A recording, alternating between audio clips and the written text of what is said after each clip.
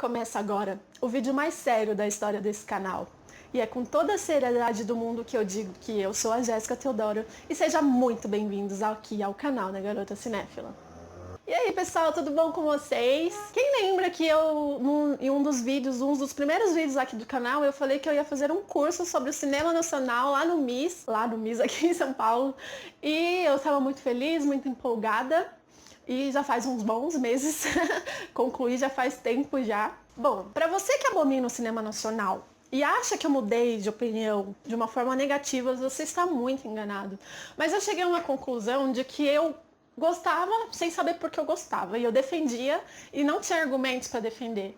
E eu citava a Globo Filmes o tempo todo. Mas eu parei com isso. Então, eu vou fazer uma série de mais ou menos 3 vídeos e um de bônus para contar para vocês o que eu aprendi no curso. Lembrando que o curso foi a história do cinema brasileiro. Eu vou dividir os vídeos no seguinte.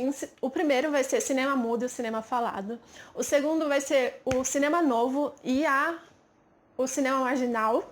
O terceiro vai ser sobre a Embra Filmes e a retomada. E o último, que vai ser um bônus, vai ser mais curtinho, que é para falar sobre os curtas-metragens. Bom, vamos lá? Bom, eu fico imaginando que o cinema mudo hoje ele não seria recebido de uma forma muito legal.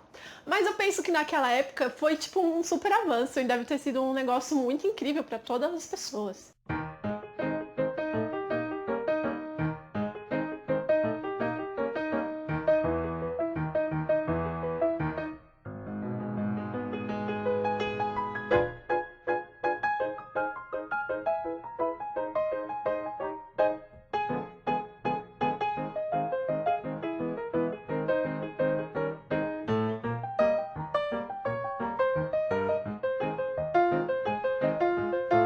E esse período do cinema mudo durou mais ou menos entre 1913 e 1940, que foi quando surgiu o cinema falado. O cinema mudo era muito mais fácil de produzir, porque as películas que eram usadas, elas não tinham muita qualidade. E também pela questão de produzir um filme sem som sai muito mais barato. Filmes que marcaram a época do cinema mudo. Os Óculos do Vovô, de 1913, A Filha do Advogado, de 1926, está conservado até hoje, e Limite, de 1931.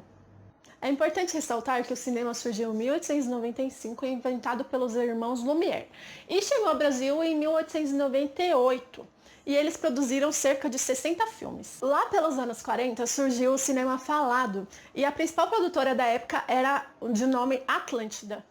Em 1949 surgiu uma nova produtora chamada Vera Cruz, e ela era composta por um grupo de empresários. A produtora Vera Cruz foi muito criticada por falta de personalidade, porque os boatos eram que eles imitavam o cinema lá fora, que eles não tinham um modelo próprio, uma personalidade própria. Eles inventavam, por exemplo, aqueles clichês de faroeste americano. Eles tinham um modelo formal com diálogos formais e eles tinham influência do realismo italiano, ou seja, eles levavam as questões sociais para as telas do cinema. A produtora ficou marcada na história do cinema brasileiro porque ela trazia ela era inspirada no formato do estilo europeu. E também foi considerada a primeira produtora com moldes profissionais no país.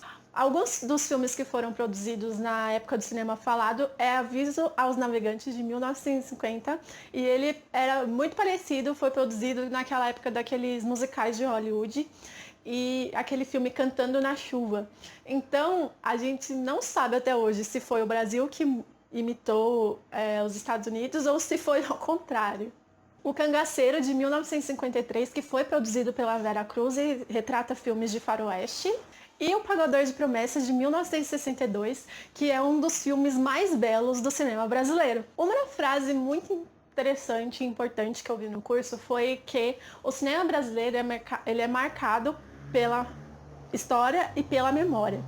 Porque, para quem não sabe, o cinema no começo era produzido com películas sem qualidade.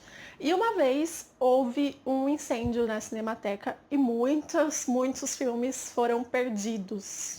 Bom, gente, esse foi um resumo do resumo, porque eu não tô aqui para cansar vocês. Tentei passar de forma mais clara e objetiva e concisa tudo que eu aprendi nessa primeira parte do cinema, que foi o cinema mudo, o cinema falado. No próximo episódio, eu quero trazer para vocês o cinema marginal. Quem nunca ouviu falar das pornochanchadas? Duvido que você nunca ouviu falar. Então esse é o próximo episódio do nosso resumão da história do cinema brasileiro. Esse foi o vídeo de hoje, espero que vocês tenham gostado. Dê um like aqui embaixo, compartilhe o vídeo nas redes sociais e nos seus grupos do WhatsApp, compartilhe com todos os seus amigos, curtam a página no Facebook da Garota Cinéfila, se inscrevam aqui no canal, por favor, vocês me ajudam muito. Gente, um beijo e até a próxima!